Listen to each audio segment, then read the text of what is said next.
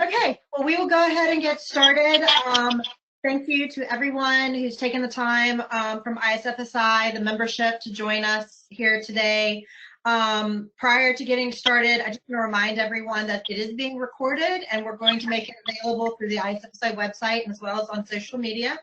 As far as some housekeeping items, I ask that you please remember to mute yourself so that we avoid any background noise when you're not, if you're just a participant in this, and also keep your video off, and we'll just let the moderator and his panel be on the video portion of this today.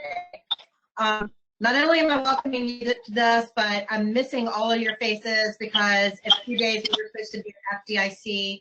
I just want you guys all to know that we miss you very much. We are looking forward to when this is over and we have another opportunity to be with our membership again.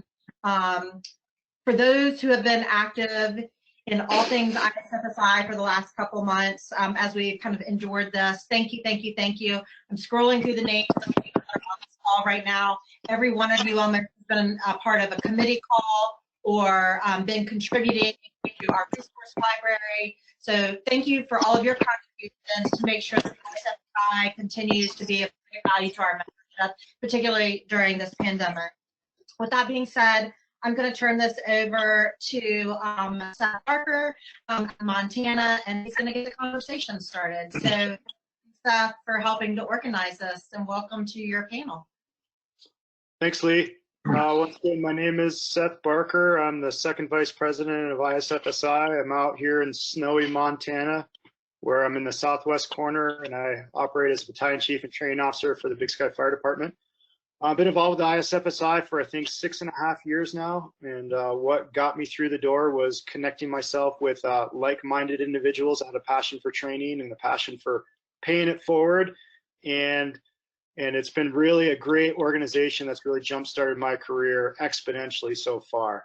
So today we thought we'd just kind of kick it off with this series here, is talking about how the COVID-19 pandemic has affected your organization and what type of training ideas that you've come up with to make it innovative and unique and still keeping everybody safe and healthy. I know, you know, it's a super big lockdown at my fire department. It's very stressful. People have gone completely crazy and trying to keep the troops, i.e. the guys that are on the floor, focused, mission focused, and really paying attention to the details, being safe, being healthy, but still keeping training in our lives on a daily basis has been a challenge, to say the least. So I thought it was relevant to bring to the body of the membership here is what we can pay it forward to you guys and what's working well for you. So keep in mind that as we navigate through the different speakers here, we're going to kind of go fast and furious. Is that everything that we're talking about today, we're going to launch on a thread on isfsi.org with you guys, whether that's SOG, pandemic protocols, new training curriculums, or simply EMS protocols for when we're responding. And we're going to try to pay that all forward and put it online so everybody can be safer, smarter, faster, and better back in their organization. So let's kick this thing off, and I'd like to talk about, you know, what current COVID-19 policies that you in your organization have implemented into your training regime to make sure that you guys are staying safe and healthy. And just kind of start that as a thread, and I'm going to lead it over to Devin Wells. Devin. Hey guys, thanks for joining us today. Thanks, Seth. I'm Devin Wells. I'm the president of the ISFSI currently, and I'm the past chief for the Hood River Fire Department in Oregon. It's not snowy here anymore, so we're into springtime and nice and sunny. I've been on the board of directors for ISFSI for 12 or 14 years. I can't remember now. It's been a long time. I've seen a lot of changes come to the society, and I'm really excited about where it's at now and where it's headed. So thanks for joining us on this webinar, especially in these times when we're trying to do things remotely. We're still trying to train, but we can't get together in classrooms or at conferences. So thank you for being here. As far as the COVID response for Hood River County, I'm still involved with the fire agencies here in our county. And the biggest changes for us have been our EMS protocols and how our fire departments that don't have ambulances respond to medical calls to assist people. And that's taken some considerable training to get used to, because it's a different way to respond. Our dispatchers had to get trained for it. Now our firefighters and EMTs are all trained to be able to decide what level of PPE they need to be wearing when they get into a situation or for a call. And so it took some time for us to train on PPE differences, which really, when you start talking about gloves and glasses, that's normal stuff. But now we have to start talking about gowns and things that we weren't really wearing for normal EMS calls. Now we're starting to wear them for regular EMS calls. The biggest part of it was probably the training that we went through to prepare our ambulances for transport of a patient with COVID-19. And that was kind of a challenge because there's 3 different transporting ambulances in our county. So we needed to have a protocol written for one had one protocol written for 3 different agencies, which ended up working out all right, but it took a little talking between the agencies and training between all the EMTs and counties. So we have probably somewhere around 250 responders in the fire and EMS side for our county. And so it was a little bit of a problem trying to get the training to be consistent. But we, instead of trying to deliver in the classroom, so once we were put under a stay-at-home order by our governor, obviously we couldn't have countywide EMS training meetings anymore. And so we went to video and distance delivery, which actually worked really well because then everybody was watching the same video. So that's kind of how we overcame the ability to train for the different response types. We really haven't seen much of a difference in our fire responses. We don't have a whole lot of fire responses, so everybody that responds to fires responds to EMS calls, and so we don't have a private ambulance company here. And so everybody had already been trained on the signs of the coronavirus and how we treat that if it's an EMS call. So people were very aware of things when we go on gas leaks and small car fires or brush fires, those kind of things. So we didn't do a whole lot of specific fire training, but the EMS training was substantial. What else are you looking for, Seth? Thanks, Devin. Yeah, so that rings true to what we're doing back here too, is that, we're treating everyone like they're COVID positive. So our county has the biggest concentration within the state of Montana. So we're just treating like every patient's positive. And so we're sending from an EMS call, we're sending a scout first. We're actually capturing their phone number from dispatch, and we're calling them up as we're responding and talking to them. So we have a good idea of, A, are they critical, or B, are they not? And can we get away with, we're still making patient contact, but can we get away with them driving themselves to the hospital or calling their personal care provider and getting some advice from them first? When we approach the scene, we set out a scout from the ambulance, and that scout stays 6 to 8 feet away and interviews the patient hopefully at the front door, unless it's a critical patient and we have signs of respiratory distress or arrest. So that's kind of the program. We're department it's total loss unless they're operationally necessary, and everybody else is guys and they get screened twice a day, every 12 hours until they go off shift 48 hours later. So we're taking it super seriously. Okay, I'd like to turn it over to Dennis, our great friend out in the Netherlands. Dennis, what do you have to add as far as how you've adapted to your training with this COVID response? Yeah, thanks, Seth. I'm Dennis van den Ende from the Netherlands.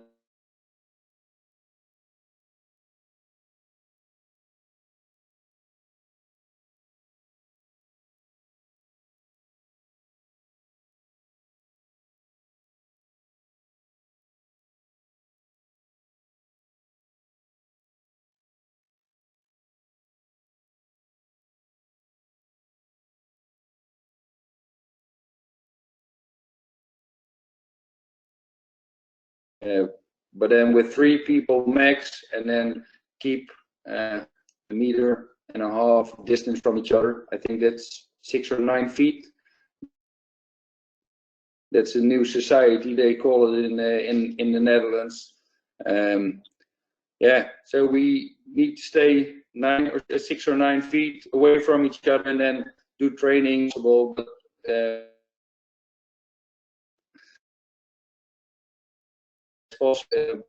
and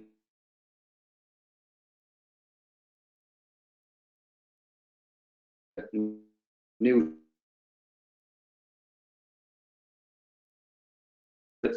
3 people that are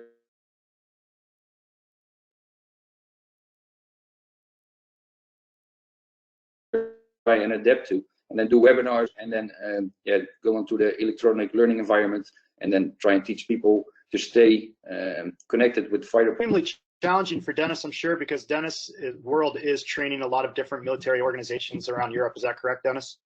Yeah, that's true. That's all came to a standstill. All of the Belgium, the German, the Swiss Air Force, all of it that stopped. And then with the volunteer department, it's only allowed to run calls, and that's all. Awesome. Thanks, Dennis. Okay, Chief Hopple, I know he's been super busy in the weeds because we live very close to each other. We haven't spoken since the last conference. So, Chief Hopple, I know you're in the weeds here a little bit. And what have you been experiencing over there in Billings, Montana?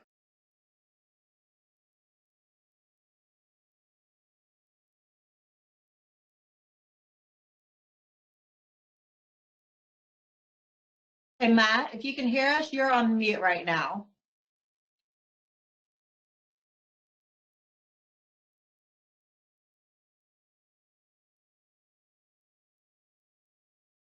Okay, Matt, I can't hear you. Maybe that's it. I got you now, Matt?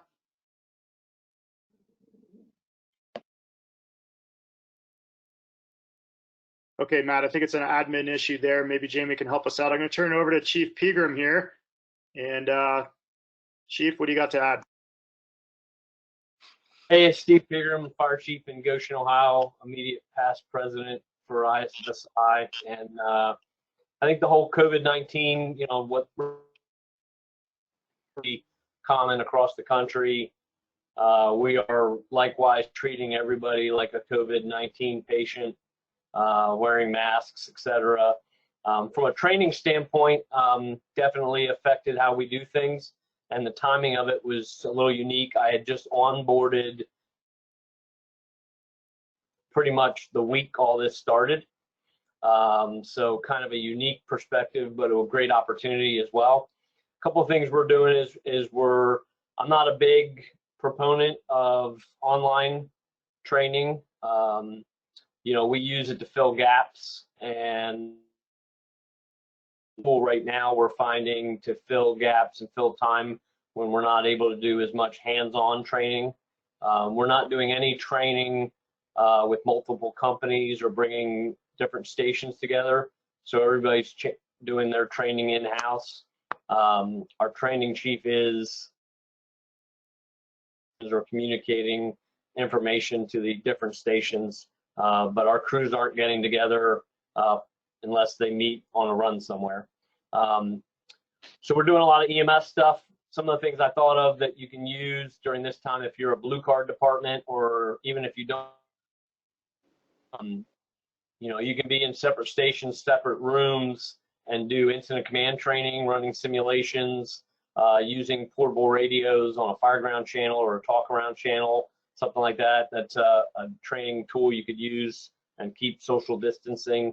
So there's a lot of, we're using webinars like Zoom or GoToMeeting like this to conduct meetings, but also do some training stuff.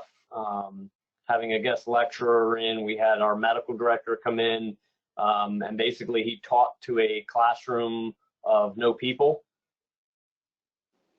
it live and recorded it for our members to go back and watch, and he basically covered a bunch of topics for us. It's time for us to do our annual EVOC drivers training, so that's something you can go out with just a driver and one other person, so you're not exposing the whole crew. But we have been going out and doing the obstacle course and doing what we can there. And then one unique thing our new training officer did was he got a hold of a salvage yard and arranged for a car to be dropped off at every firehouse. So every week we're getting a vehicle dropped off, and all of our engine companies carry rescue tools. So if nothing else, they can go out as a 3 or 4 person crew, wear their PPE as appropriate, but they have a car in the parking lot that electrification on and different fire scenarios, but they can do EMS training and stuff like that on. So it gives them a prop at the firehouse to use. Normally we would bring multiple companies together to do that, but we're allowing them to do that just as a single engine company drill. And dropped off. So great resource that we have in our community.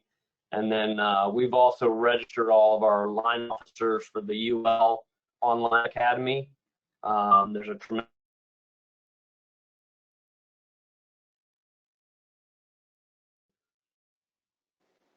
firefighters that ride up and starting to work through that. So a lot of internet-based stuff, a lot of webinar video type stuff, but just doing what we can to do training every day, but also keep that social distancing and keeping our crews separate and watching out for everybody. That's good stuff, Chief.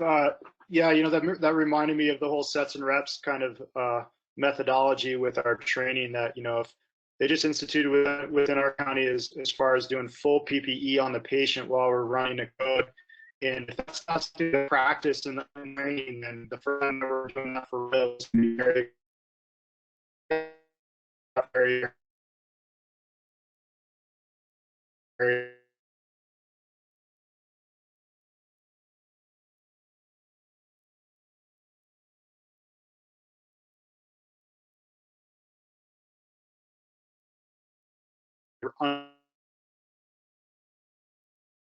unreal, that kind of stuff. So getting that sets and reps, you know, on the apparatus bay floor and actually getting the guys to do the work.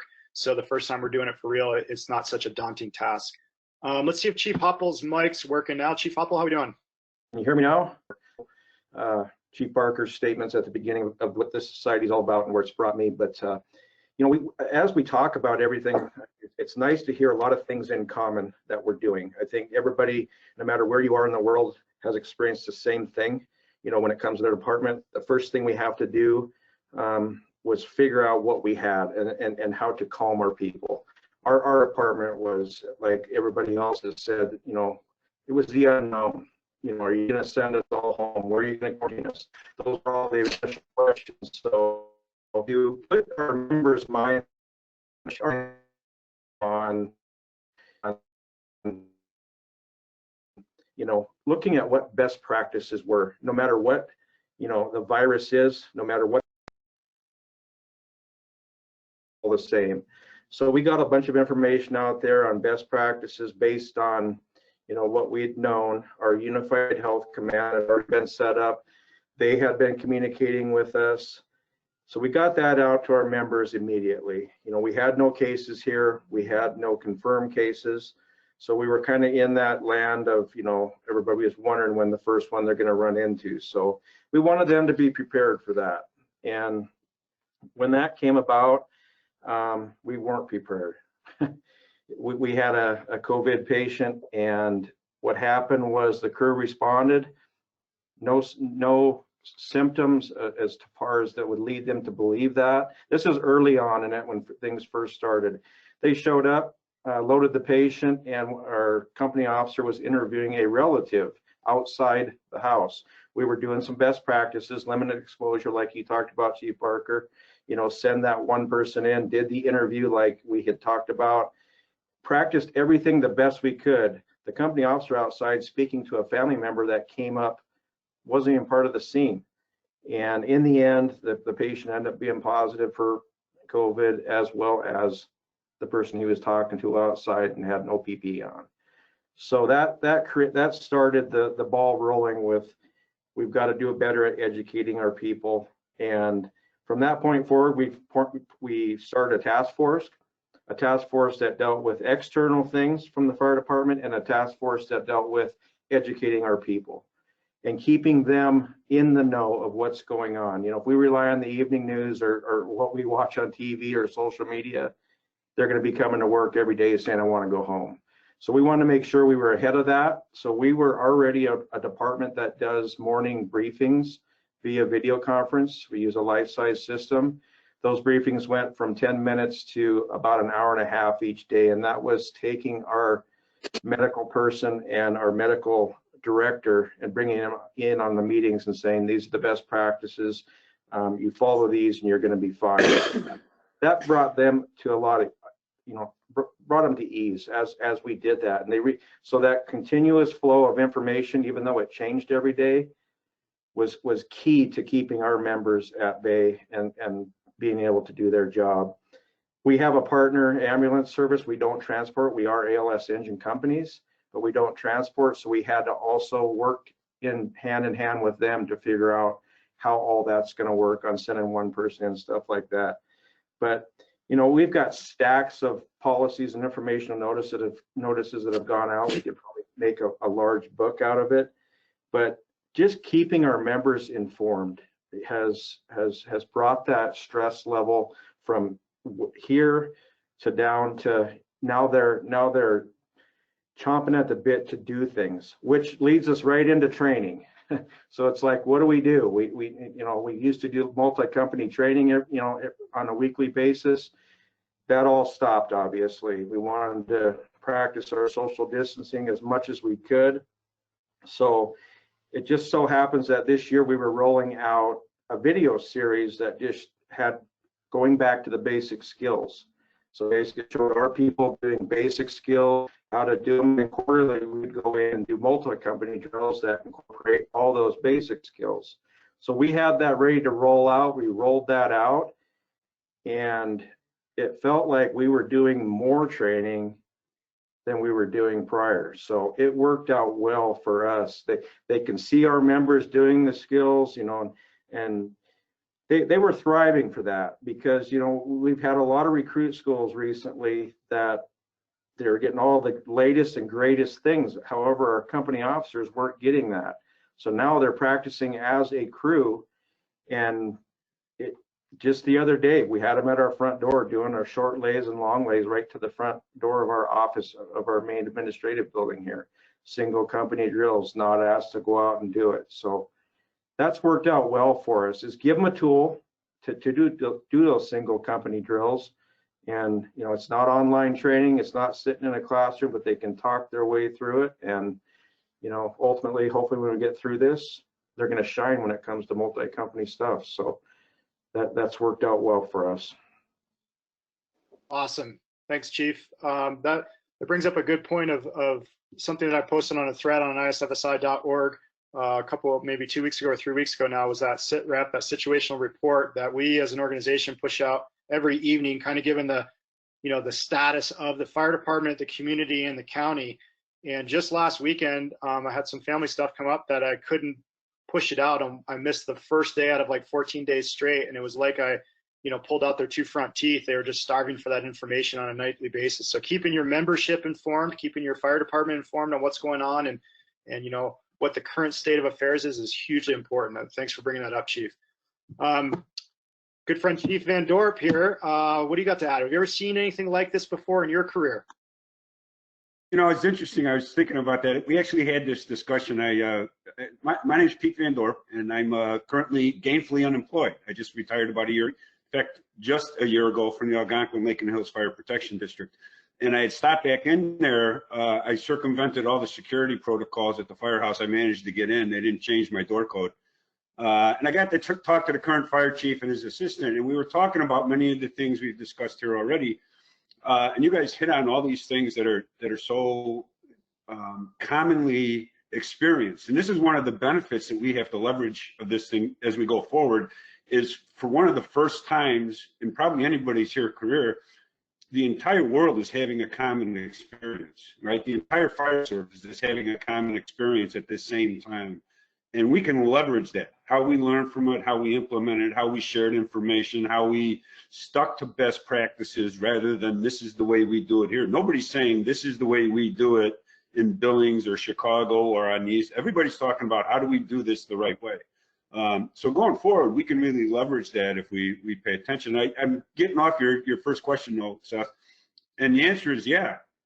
There's probably not too many people have been in the fire service long enough to remember the AIDS crisis.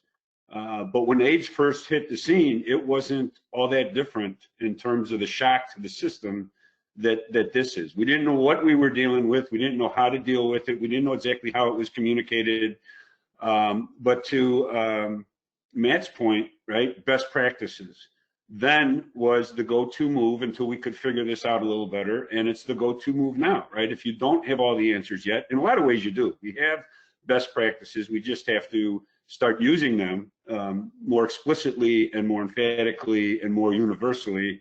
That'll get you through the crisis. And then there's those details that are unique to this particular set of circumstances that you can layer onto that as you go forward.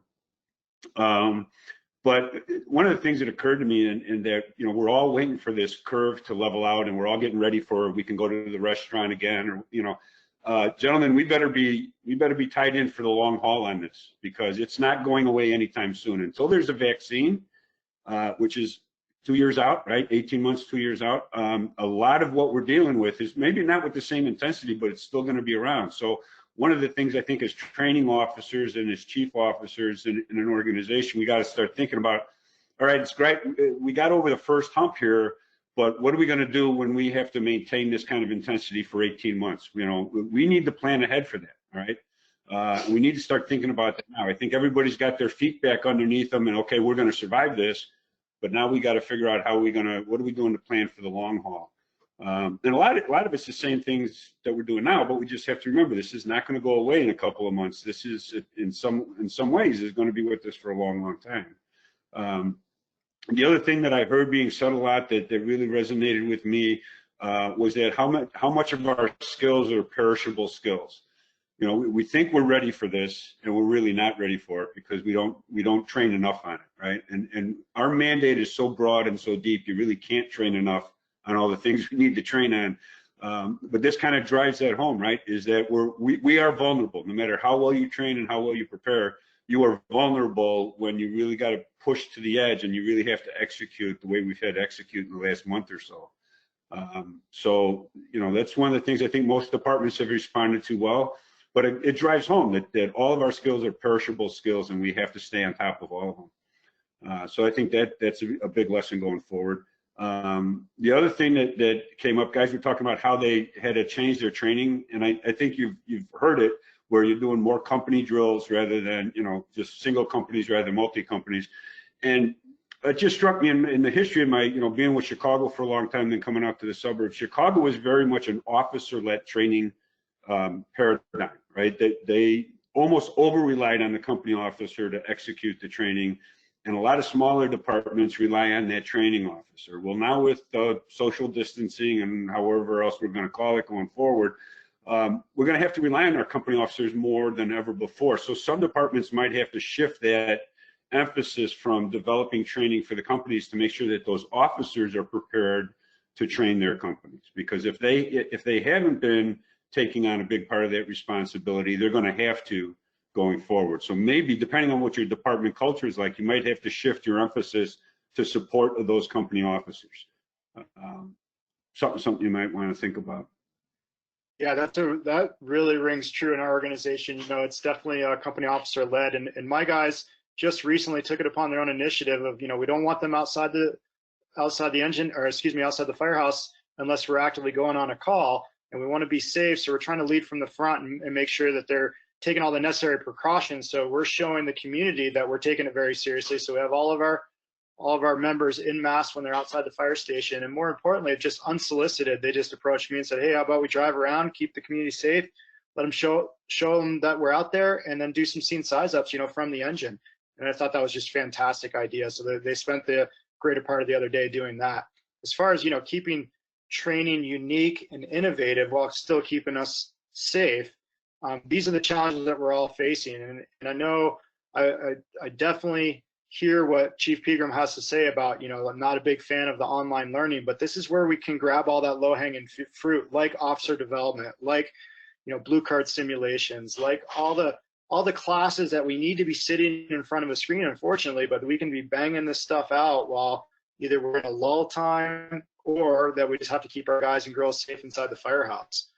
So we'll turn it over to Devin. And is there any unique training ideas that you've thought about that we can still try to push out there to our membership while still being safe and healthy? No, honestly, I'm kind of like Pete is. I'm out of the game now, but I do a lot of thinking about training all the time, and I do help our current departments train. We've done a lot of communication drills in the past where we've tried to fake communications in a classroom. Well, now we don't have people in classrooms, but we can have people throughout the fire station doing communications drills. It's kind of forced us to actually have those, so we can do speaking on radios and having to draw a house or whatever it may be. You draw the things down. It's like a standard communications class, but you can do that easily without being in the same classrooms. You can do like driver's training, like Chief Pregram said. Driver's training can be done if you have a course that you can be kind of out of the way of the public, so you're not out there in front of them all the time. I do think though that we, like you said, we have to be in the public presence, but not in their presence. I don't know how to say that. You got to be out there and be seen, but you don't need to be in their junk being seen. I think it's a matter of using your brain to take our current training. Like a lot of people are doing CPR renewals of this time of year, and that's a hard one to do when you're not in the classroom. But if you're using American Heart Association, it's all on video. You can have people in different classrooms, or if you have a large enough training room, you can have one person in corners. You can do things where you're separating classes. Like Dennis said, they're limited to 3 people in a classroom. And that definitely decreases the amount of people you can teach at one time, which is hard. Maybe you do that class with those 3 people, but you record it, so the same message gets given to all the rest of the shifts or all the other departments that are out there training on the same thing. You can definitely use some kind of online training or at least just a media.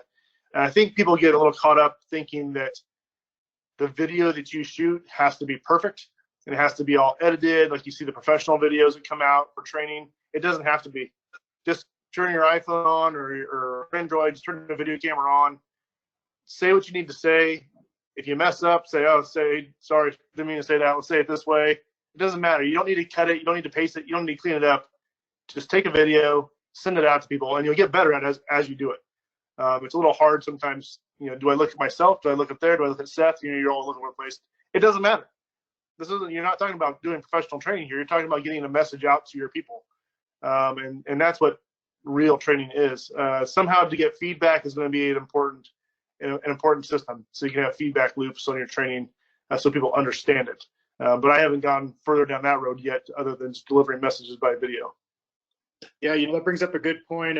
Digital combustion out there, sims you share, all that stuff's on my phone. As we're driving around, you take a quick picture, put some smoke and fire in one window, talk about a size up and first line, second line, and where you're going to access that, and survivability profile, all that stuff. And all that can be done right from the engine. You have a really good intelligent talk with your engine company or your ladder company, and talk about what you're going to do first, second, third on scene. Lee, did you have something to add? Yeah, so James Warner just wanted to ask the group, they've been on lockdown for over a month, and their companies are not even allowed on the street unless they're on a call. And he just is looking for what creative ways, and you probably just gave him one example, that they're doing to keep their members engaged.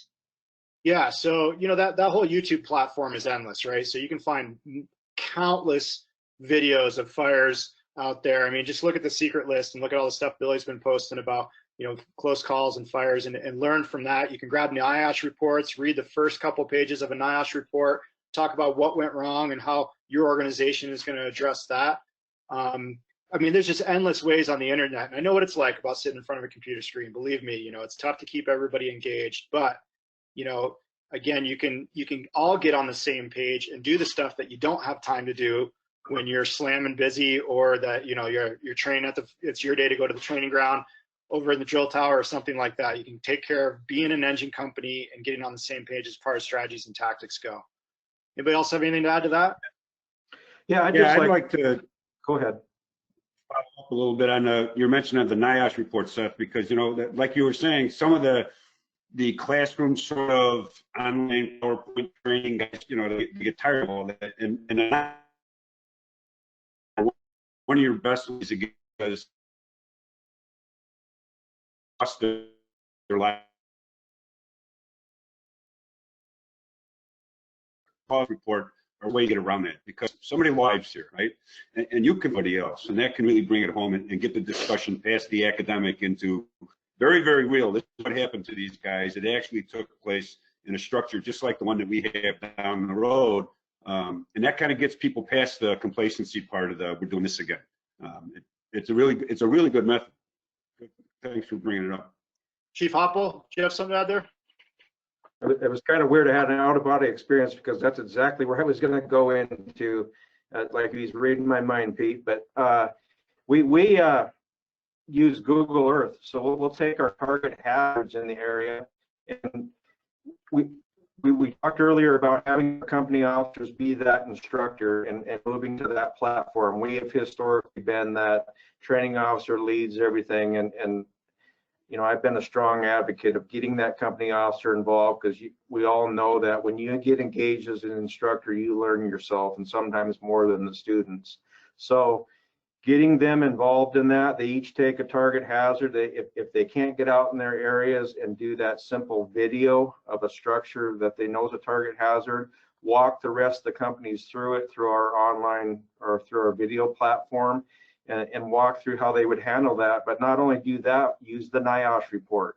Find a building that's similar to that line of duty death that happened, and take that very same building that's in our community and have that company officer walk through how they would handle that situation, along with our battalion chief or incident commander, and walk through these, you know, outside of that digital combustion software or blue card, all that. Just take real buildings in your area and talk through them.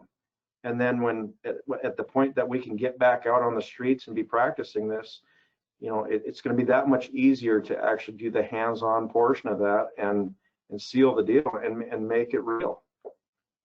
Yeah, absolutely.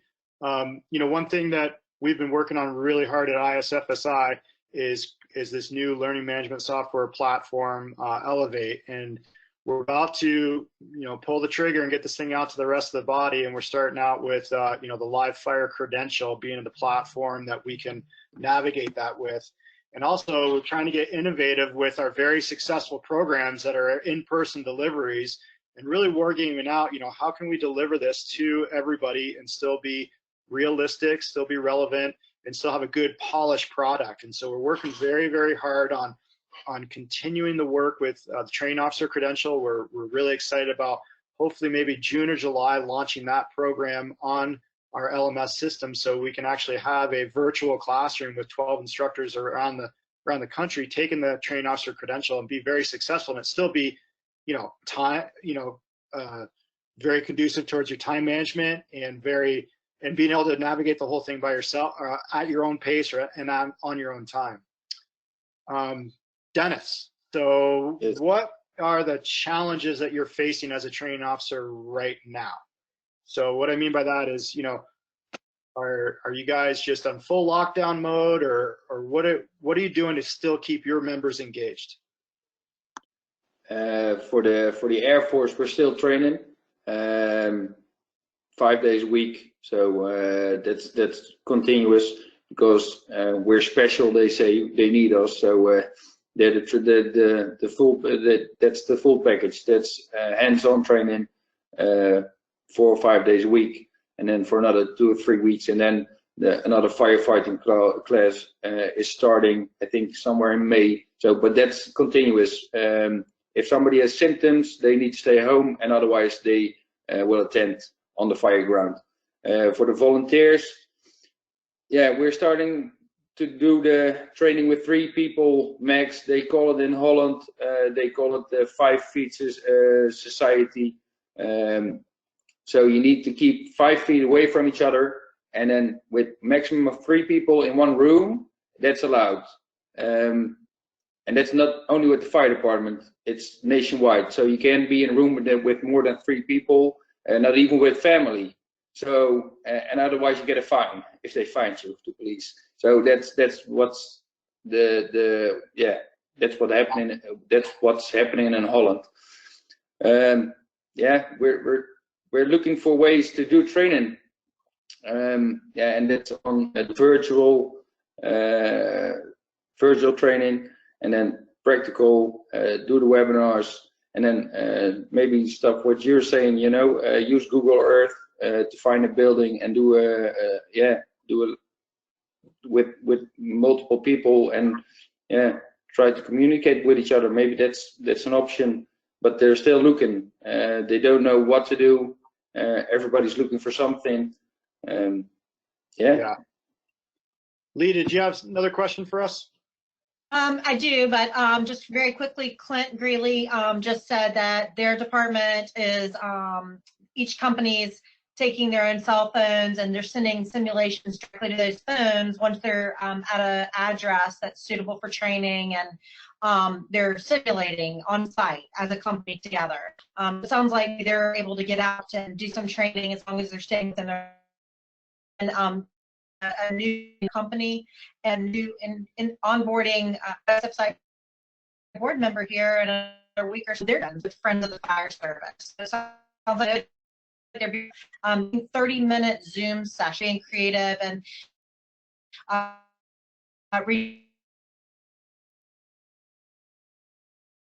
reaching minutes.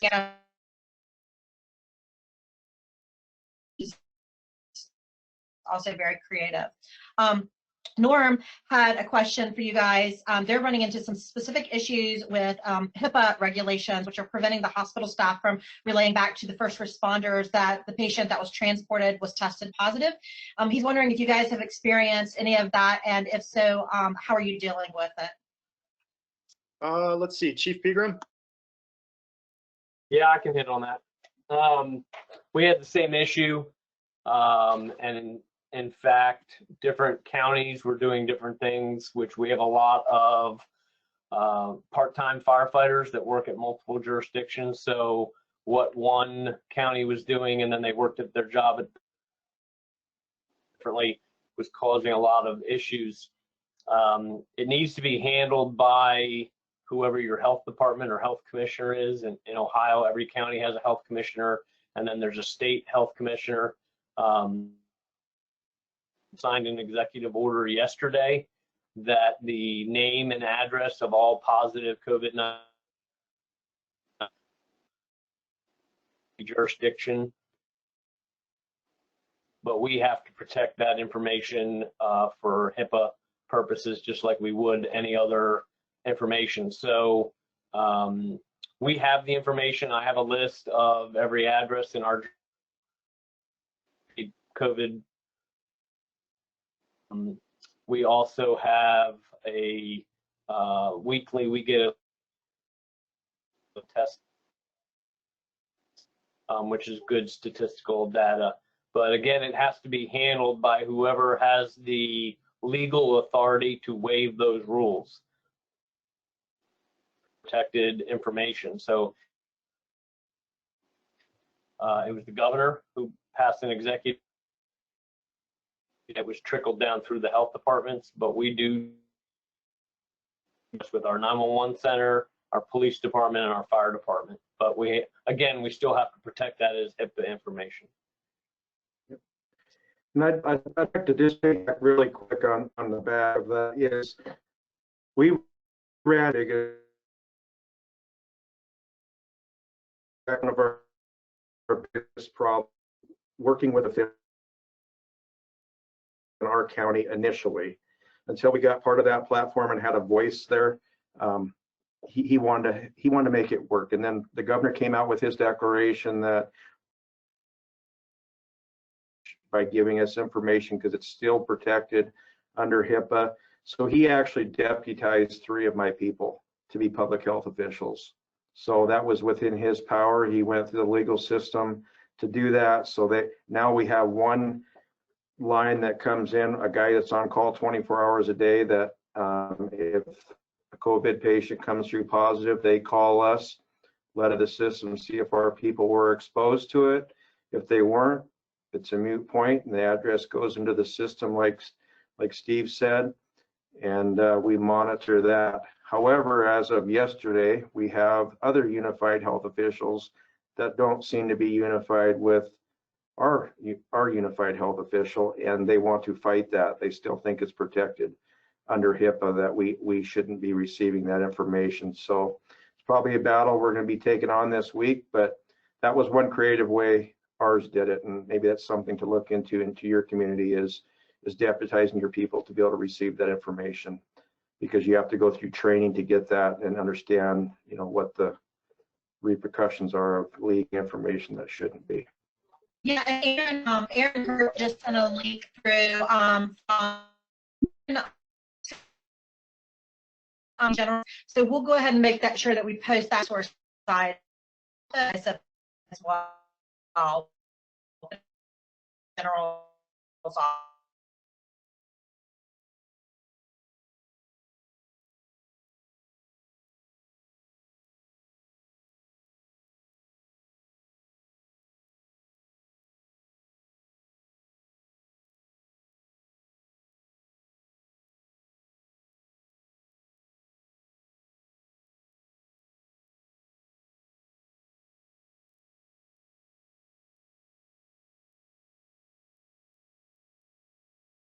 On their lap.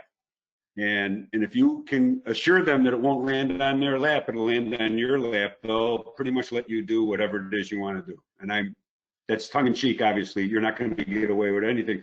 But anytime I really wanted to get something done, all I had to say was, don't worry, it'll land on my lap. It won't land on yours. And I got the green light. And we, you know, as long as you're doing the right thing, and we know we're doing the right thing, and you properly train all the things Matt was talking about, you won't have any problem. They're more scared than anybody, right? We got to remember, we understand these things better than the average person out there, the average other professional, okay? So the politicians, a lot of these health officials, they have no idea how to deal with things, decisions that have to be made on the fly. That's what we do for a living. They need months and weeks, and they just need a long time to make a decision. And so if you can help them with that by saying, hey, put it on my lap, oftentimes you can get a fair. Yeah, you know, something that I stole from Chief Forrest Reeder is exposure report, which I think a lot of us, you know, have some sort of exposure tracking system within our organization, whether that's an online platform or it's a handwritten document that you hand into HR. But this one is specific towards COVID because it asks the questions of what type of call were you on, and was there a patient under investigation, or was there a suspected COVID positive case?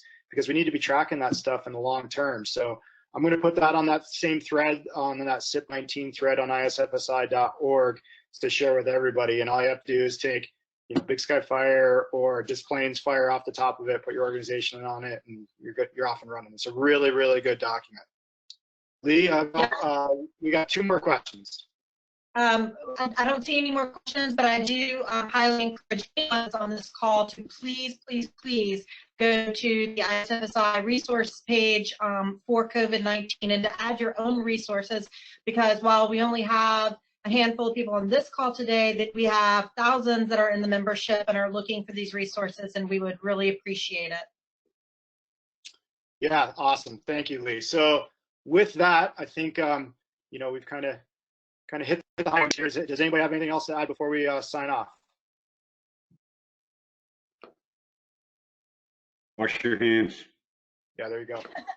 So stay safe, stay healthy. We got a good screening program at our organization of when members come in through the door, and then even the guys going off shift have to be screened as well. You know, we contact all the time chiefs, contact all the shifts before, the day before they were supposed to report to duty, making sure nobody in their household is symptomatic or they're not symptomatic. And we're highly encouraging people to use sick time and stay home. And then we're screening with temperature and a list of questions to make sure that we're doing everything right on the front end and being super clean and super safe at the firehouse. You know, every time the shift rolls over, we do a 4896. We do a baseline cleaning with every shift. So all the guys, that's their first task of the day after they make sure that they're ready to go out the door is baseline cleaning the fire station, the apparatuses, doorknobs, everything. And we're really owning it. We're trying to lead from the front on that. Pete, did you have something to add? Yeah, you just a couple of things that could be a big change for some departments. I know that Algonquin did all their in the afternoon, so that's one of the things that it's good to get in front of it and get on top of. And the other thing slipped my mind now. I forget what I was going to. It was something about the whole long-term deal. I don't know. But this is part. Don't lose sight of the long haul part of all this. Is that this kind of stuff is going to have to be going on for an extended. You need to survey your membership and find out, to the extent they're willing to discuss with you, if they have anybody at home that's at risk. And are you taking extra precautions with that employee and giving them the attention and the time? And, because if they have a member at home that is immune, at risk for immune disorder or something like that, that family's under a lot of duress, more so than all the rest of them, right? With this guy going to work every day and coming home and all that. So it's something you might want to try to, get as much information as you can about. Make sure that all your members know that, because they won't necessarily bring it to your attention. They might feel like either it's none of your business or they just don't want to share. But they're stressing out. And I know a couple of families of first responders that have been going through this, where they're just freaking out over what's going on with their spouse going to work every day. And there's some basic things that you can do to help alleviate those concerns. So reach out and find out what's going on. Yeah, well said, Pete. Thank you. So with that, I would just want to make sure that everybody who's on the call or watching this recording in the future know that they can reach out to any one of us on this call. All of our information is on isfsi.org, and reach out, ask questions, ask for resources. Everyone on this call and everybody in the organization is willing to pay it all forward to you to make your organization safer, better, and smarter, and train better. And so nobody would be on this call unless they're willing to share their information. So please reach out. Let's make that resource center on isfsi.org as robust and as professional and as good as it can possibly be, because we're only good as a collective, right? So with that, thanks for taking the time to share with us today. It's an honor to be sitting with these gentlemen from all around the country, the best of the best. And I'm going to say stay safe, stay healthy, and don't hesitate to reach out. Thanks, everybody. Thank you, Seth. Well done. All right. Thank you. Thank you.